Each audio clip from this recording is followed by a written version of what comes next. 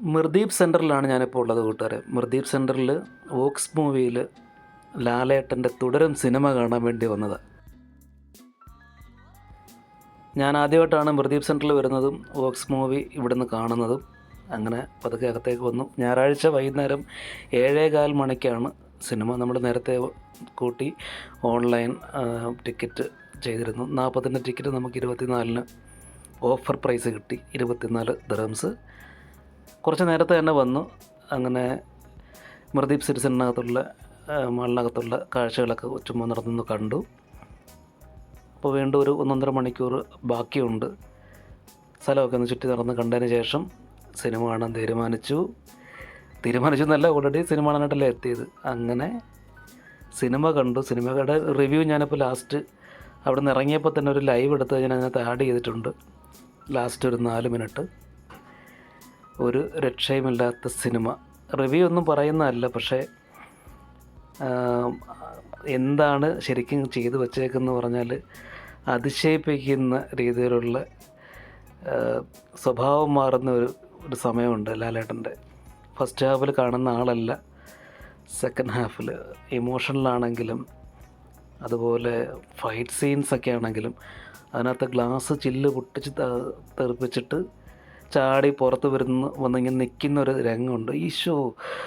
ഈശ്വര എന്തൊരു കൈയടിയും കൂക്കുവിളിയൊക്കെ ആയിരുന്നറിയാമോ. ഞാൻ ഇരുന്ന ആ വരിയിൽ മൊത്തം ഫാമിലീസ് ആയിരുന്നു. തുടക്കമൊക്കെ ഇരുന്നപ്പോൾ അവർ വളരെ അങ്ങനെ വലിയ ബഹളമൊന്നും ഉണ്ടാക്കാതൊക്കെ ഇരുന്ന് കണ്ടിട്ട് ഈ ലാലേട്ടൻ്റെ ഓരോരോ സംഭവങ്ങൾ വരാൻ തുടങ്ങിയപ്പോൾ പ്രത്യേകിച്ച് കൊച്ചുങ്ങൾ അങ്ങ് ഇളവിതാണ്ടിരിക്കുന്നു നമ്മുടെ ലാലൂട്ടി.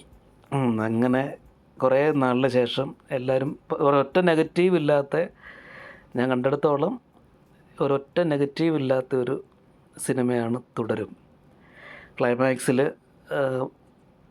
മോഹൻലാൽ തുടരും എന്നും പറഞ്ഞൊരു സംഭവം എഴുതി കാണിക്കുന്നുണ്ട്. അങ്ങനെ നേരെ അവിടെ വന്നു. ടിക്കറ്റ് കൗണ്ടറൊക്കെയാണ് നിങ്ങൾ നേരത്തെ കണ്ടത്. അവിടെ നേരെ സ്ഥലം കണ്ടുപിടിക്കാൻ വേണ്ടി ഞാൻ അകത്തോട്ട് അങ്ങോട്ടും ഇങ്ങോട്ടൊക്കെ പോയി. ഒരുപാട് മൂവീസുകൾ ഓടുന്നുണ്ട്.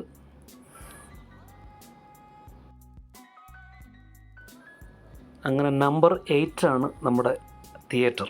ഞാനങ്ങനെ ഒരു ചെറിയൊരു ചീസി പോപ്കോണൊക്കെ മേടിച്ച് കയറാമെന്ന് വിചാരിച്ചു. വോക്സ് മൂവീസ് എല്ലാവർക്കും അറിയാം, ചെറിയൊരു മിനി തിയേറ്ററാണ്. പോകുന്ന സമയത്ത് ആൾക്കാർ കുറവ് പോലെ തോന്നി, പക്ഷേ ഓൾമോസ്റ്റ് പടം ഫുള്ളായിരുന്നു. ഞായറാഴ്ച ആയതുകൊണ്ടായിരിക്കാം.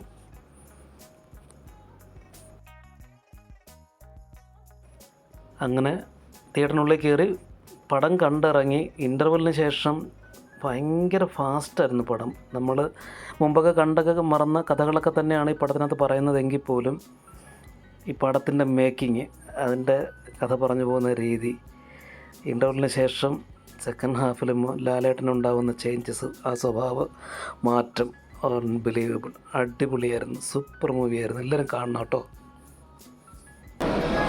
ഷോക്കായി പോയി പടം കണ്ടിട്ട്. ആ പടക്കം എന്താ പറയുന്ന മാലപ്പടക്കത്തിൽ തീ കൊളുത്തി കണക്കൊരു പോക്ക് ഇൻ്റർവെല്ലിന് ശേഷം പുറം വരക്കുന്ന ലാലേട്ടൻ ചാടി വരുന്നൊരു സീനുണ്ട്. എൻ്റെ മോനെ, തിയേറ്റർ ഇളവി. വലിയ പടം, എന്ത് പറയുന്നത്, വലിയ സംഭവമൊന്നുമല്ല. കഥയൊക്കെ ഒന്നും കേട്ട് കണ്ട കഥകളൊക്കെ തന്നെ ആയിരിക്കും. ഞാൻ റിവ്യൂ പറയാനൊന്നും അല്ല വന്നത്, പക്ഷേ ലാലേട്ടനെ കണ്ടുകൊണ്ടിരിക്കുമ്പോണ്ടായിരുന്ന രോമാഞ്ചം, തൊണ്ടയൊക്കെ ഇടർന്ന് സംസാരിക്കാൻ പറ്റാത്തൊരവസ്ഥ. റിവ്യൂ ഒക്കെ എല്ലാവരും കേട്ടാണ്. പടം ഇറങ്ങേണ്ട 2 ആഴ്ചയായി. എല്ലാവരും എൻ്റെ റിവ്യൂ ഒക്കെ കണ്ടിട്ടുണ്ട്. ഞാനായിട്ട് പ്രത്യേകിച്ചൊന്നും പറയണ്ട. പക്ഷേ കൊച്ചൊരു പടം, പക്ഷേ താണ്ടിരിക്കുന്നു.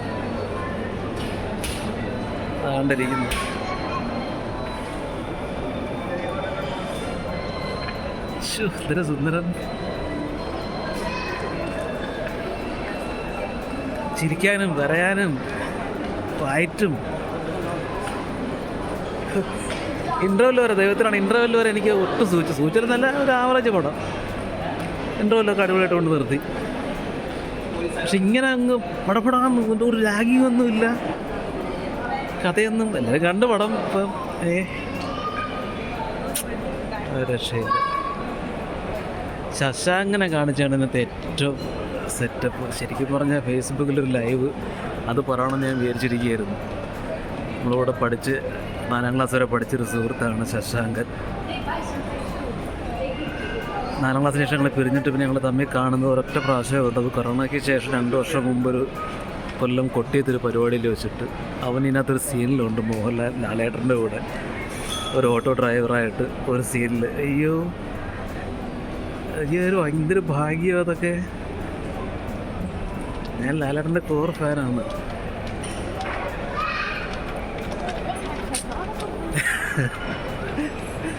പടം കണ്ടത് വോക്സ് മൂവീസ്, സ്ഥലപ്പേരൊക്കെ ഞാൻ മറന്നു, കിളി മറന്നിരിക്കുകയാണ് പടം കണ്ടിട്ട്. എന്തൊരു City Centre, Mirdif City Centre, Mirdif City Centre Dubai. കൂട്ടുകാരെ അടിപൊളി സിനിമയാണ് കേട്ടോ. അടിപൊളി സിനിമയെന്ന് പറഞ്ഞാൽ ഒന്നുമില്ല, പക്ഷേ ഭയങ്കര രസമാണ് പടം. എല്ലാവരും കാണണം കേട്ടോ, തിയേറ്ററിൽ തന്നെ കാണണം. റിവ്യൂ അല്ല, യൂട്യൂബിൽ വെറുതെ എൻ്റെ ഒരു മെമ്മറി പിക്ക് വേണ്ടി മാത്രം എടുത്ത വീഡിയോ ആണ്. Okay bye. ഇപ്പോൾ മണി 10:15. നമ്മളിവിടെ ഇപ്പോൾ വർദീഫ് സിറ്റി സെൻറ്ററിനകത്ത് വർദീഫ് മോളിൽ ഇവിടെയാണുള്ളത്. ഞാനിവിടെ ആദ്യമായിട്ട് വരിക കേട്ടോ. ദുബായ് പിന്നെ പകലും രാത്രിയൊക്കെ ഒരു കണക്കാണ്.